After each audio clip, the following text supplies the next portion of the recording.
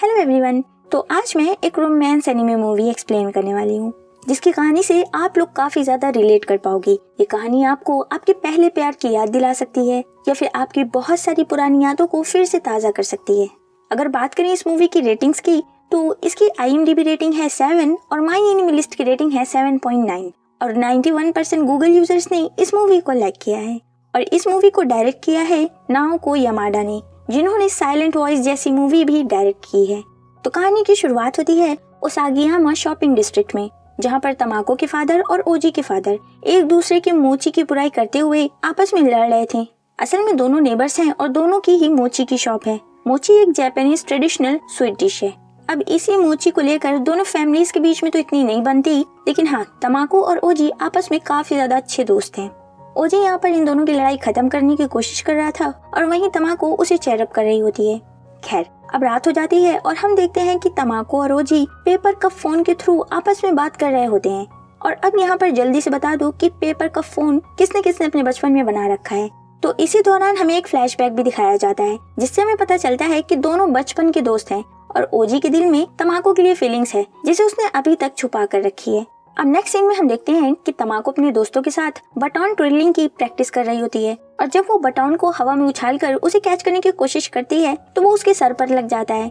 ये लड़की जरा सा चीजों को कैच वैच करने में इतनी अच्छी नहीं है। खैर, तभी वहाँ पर माकिनो उछलती कूदती हुई आती है और अपने सभी दोस्तों को ओसागियामा मार्चिंग फेस्टिवल के बारे में बताती है जिसमें बटन कंपटीशन भी होने वाला है। वो यहाँ पर उन सभी से उस कंपटीशन में पार्टिसिपेट करने के लिए कहती है और वो यहाँ पर अपने दोस्तों के साथ पार्टिसिपेट इस वजह से करना चाहती थी कि ताकि वो अपने दोस्तों के साथ एक इम्पैक्टफुल मेमोरी क्रिएट कर सके। अब स्टार्टिंग में तो इनमें से कोई भी पार्टिसिपेट करने के लिए तैयार नहीं होता, लेकिन माकिनो के काफी ज्यादा समझाने बुझाने के बाद ये सभी तैयार हो जाती हैं। फिर अब सीन यहाँ पर शिफ्ट होता है ओजी की तरफ। वो एक शॉर्ट फिल्म देख रहा था जिसे उसने खुद ही अपने दोस्तों के साथ मिलकर बनाई थी। यहाँ पर वो उस मूवी को देखते देखते डिस्ट्रैक्ट हो जाता है और अचानक से तमाको की वीडियो खोलकर उसे देखने लग जाता है। सेम टाइम पर उसका एक दोस्त इनुयामा वहाँ पर रखी बुकलेट को उठाते हुए उससे पूछता है, हे ओजी, ये क्या है? इस पर वो बताता है कि वो फिल्म मेकिंग की स्टडी करने के लिए उसने टोक्यो की एक यूनिवर्सिटी में अप्लाई किया है। ये सुनकर उसके दोस्त हैरान हो जाते हैं और कहते हैं, ऐसे तो तुम तमाको से दूर हो जाओगे। ओजी खोए हुए अंदाज में कहता है, हाँ, इसीलिए तो मैंने डिसाइड कर लिया है। उसके दोस्त पूछते हैं, आखिर तुमने क्या डिसाइड कर लिया है? ओजी कहता है, नहीं, कुछ खास नहीं। और सीन यहीं पर कट हो जाता है। अब सीन चेंज होता है और स्कूल की छुट्टी हो चुकी थी। तमाको अपने दोस्तों के साथ घर के लिए निकलती है और तभी रास्ते में शियोरी सबसे उनके फ्यूचर प्लान के बारे में पूछती है कि हाई स्कूल के बाद सब क्या करोगे। तमाको कहती है वो तो बस मोची की शॉप खोलने वाली है। इस पर माकिनो कहती है इसके दिमाग में तो सिर्फ मोची ही भरा हुआ है। तमाको कहती है मैं क्या करूँ, मैंने फ्यूचर के बारे में इतना कुछ सोचा नहीं है। फिर यहाँ पर मिदोरी, शियोरी और माकिनो सभी अपने अपने प्लान्स बताते हैं। तो इन सभी बातचीत के बाद सब अपने अपने घर चले जाते हैं और तमाको ये सोचकर थोड़ी सी दुखी हो जाती है कि बाकियों ने अपने फ्यूचर के बारे में कितना सब कुछ सोच कर रखा है, लेकिन उसने अपने फ्यूचर के बारे में तो कुछ सोचा ही नहीं है। खैर, अब वो अपने घर की तरफ बढ़ती है शॉपिंग डिस्ट्रिक्ट के हर एक शॉपकीपर को ग्रीट करते हुए। रास्ते में ही एक कॉफी शॉप पड़ता था तो आज तमाको उसके अंदर चली जाती है। ओनर का नाम होता है हिरोशी। वहाँ पर बैठे बैठे तमाको कहती है कि काफी चीजें बदल गई हैं और अब मैं हाई स्कूल के 3rd ईयर में हूँ। इस पर हिरोशी कहता है कि प्रेजेंट हमेशा पास्ट से अलग होता है और यही लाइफ को बेहतर बनाता है और सेम टाइम पर सैड भी, और यही सैडनेस हर दिन लाइफ को एक नया फ्लेवर भी देती है। अब सीन शिफ्ट होता है ओजी की तरफ। वो भी स्कूल से घर आया था, तभी उसके डैड उससे मुंह फुलाकर वापस अंदर चले जाते हैं।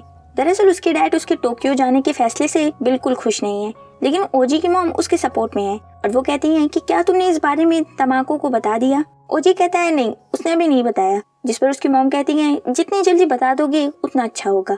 अब ओजी तमाको का वेट करता है कि कब वो अपनी विंडो पर आएगी। वेट करते करते काफी ज्यादा रात हो जाती है। तभी उसे विंडो के पास कोई नजर आता है और ओजी फौरन से विंडो की तरफ पेपर का फोन फेंकते हुए मन में कहता है कि अगर इस समय पर तमाको ने इसे कैच कर लिया तो वो उसे जस्ट अभी अपनी फीलिंग्स बता देगा। हैरानी की बात ये थी कि वो इस बार फोन को कैच कर लेती है। ओजी अपनी फीलिंग्स बताने ही वाला था कि तभी दूसरी तरफ से आवाज आती है कि मैं तमाको की छोटी बहन हूँ। ये सुनकर बेचारा ओजी अपसेट हो जाता है। अब डिनर के बाद ओजी बाथ हाउस के लिए निकलता है। तभी रास्ते में उसकी मुलाकात तमाको से हो जाती है। तमाको कहती है मेरी बहन ने बताया तुमने पेपर का फोन फेंका था, क्या कुछ बताना था? ओजी नर्वस हो जाता है और कहता है हाँ, वो कुछ इतना खास भी नहीं था।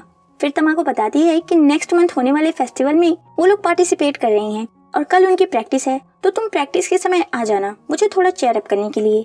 ओजी कहता है ठीक है। अब घर वापस लौटते समय ओजी यही सोच रहा था कि आखिर वो तमाको को टोक्यो जाने वाली बात कैसे बताए। खैर, अब अगले दिन तमाको अपने दोस्तों के साथ प्रैक्टिस कर रही थी और ओजी वहाँ पर आकर बाहर ही उसका वेट कर रहा था कि तभी ओजी के दोस्त वहाँ पर आ जाते हैं और उसे थोड़ा परेशान करने लग जाते हैं, क्योंकि उन्हें लगता है कि ओजी अपनी फीलिंग्स कन्फेस करने के लिए वहाँ पर खड़ा है। तभी ओजी उनसे परेशान होकर वहाँ से चला जाता है।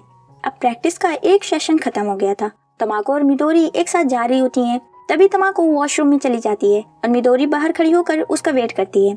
सेम टाइम पर बॉयज वॉशरूम से ओजी बाहर आता है, जिससे मिदोरी कहती है, हे ये सब क्या चल रहा है? तुम हर समय तमाको को घूरते क्यों रहते हो? क्या उसे लाइक वाइक करते हो? ओजी कहता है, नहीं ऐसा कुछ नहीं है, वो कॉलेज के लिए टोक्यो जा रहा है और वो बस यही बात उसे बताना चाहता है।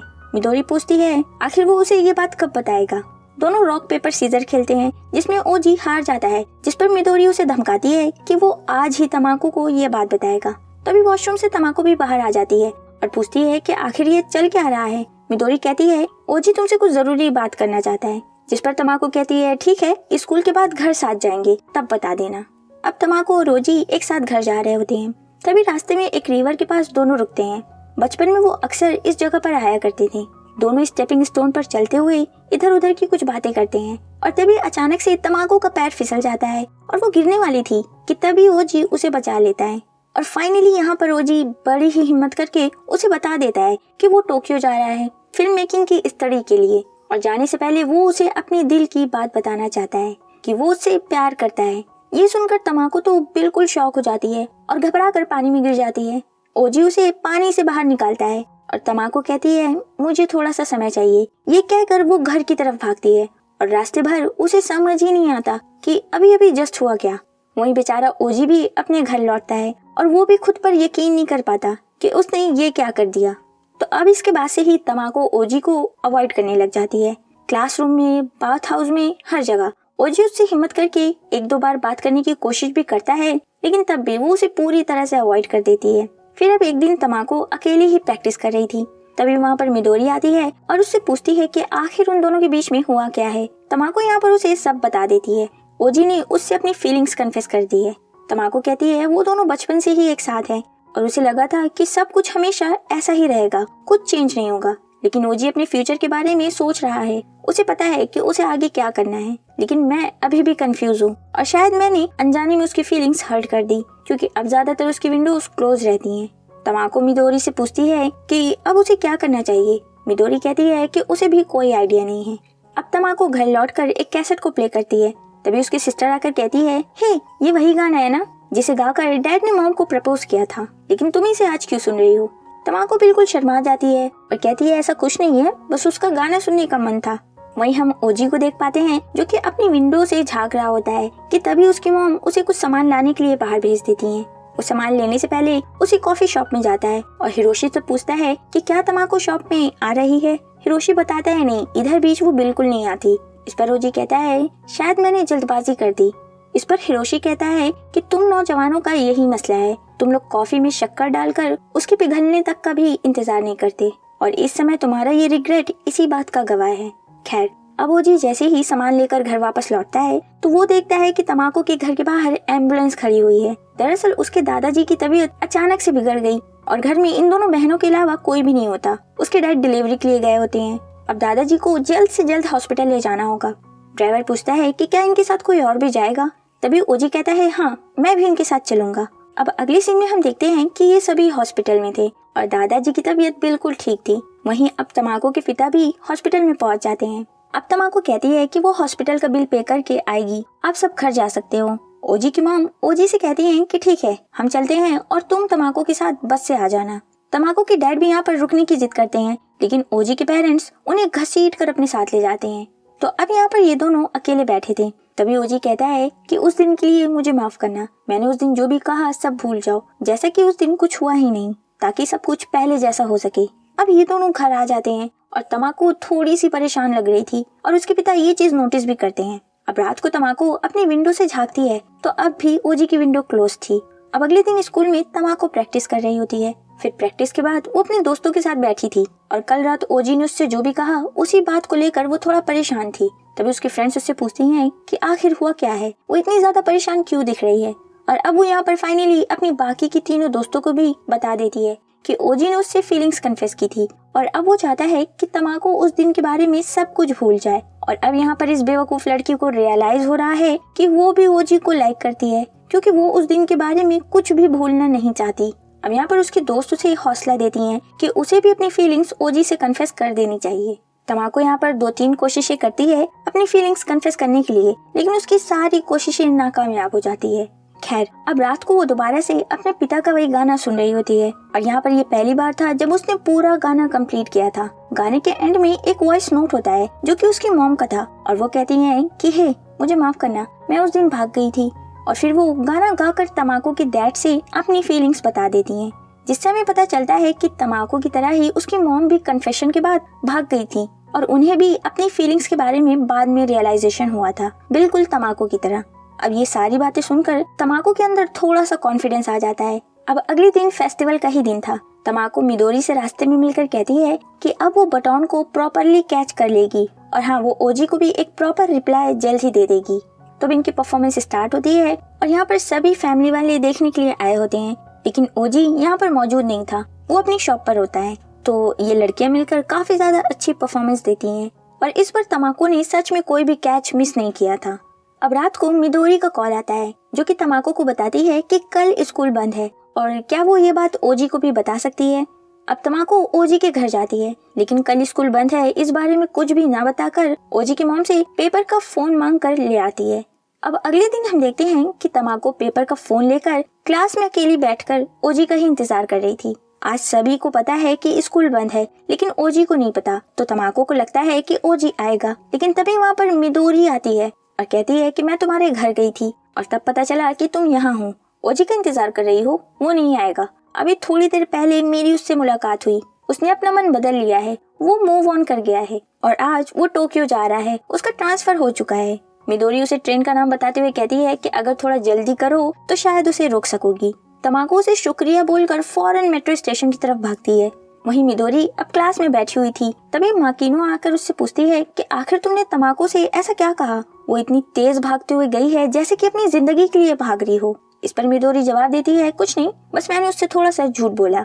जी हाँ, असल में ओजी का कोई ट्रांसफर नहीं हुआ है, बल्कि वो तो आज बस एंट्रेंस एग्जाम के लिए टोक्यो जा रहा है। वहीं दूसरी तरफ हम देखते हैं कि तमाको स्टेशन पहुंच गई होती है और वो ओजी को हर जगह ढूंढती है। वहीं ओजी अपनी ट्रेन पर चढ़ने ही वाला था, तभी तमाको जोर से उसका नाम पुकारती है, जिसे सुनकर ओजी रुक जाता है और दोनों अब आमने सामने थे। तमाको कहती है, तुम क्यों जा रहे हो, टोक्यो बहुत दूर है। ओजी कहता है, हाँ ठीक है, लेकिन तुम यहाँ क्या कर रही हो। बेचारा यहाँ पर अपने आप को 2-3 थप्पड़ मारकर ये बिलीव कराता है कि तमाको सच में वहाँ है। तमाको पेपर का फोन ओजी को दे देती है और कहती है, प्लीज मेरी तरफ फेंको, मैं इस बार कैच कर लूंगी। जिसके बाद ओजी फोन का एक साइड तमाको की तरफ फेंकता है और इस बार बिना गलती के वो उसे कैच कर लेती है और तभी वो उस फोन के थ्रू से कहती है, मोचिज़ो, I love you, over। और बस इसी के साथ ये मूवी यहीं पर खत्म हो जाती है। सो आई होप ये वीडियो आपको पसंद आ गई होगी। अगर पसंद आ गई होगी तो लाइक, कमेंट, शेयर और सब्सक्राइब कर दीजिएगा। मिलते हैं आपसे नेक्स्ट वीडियो में। Thanks for watching, bye bye.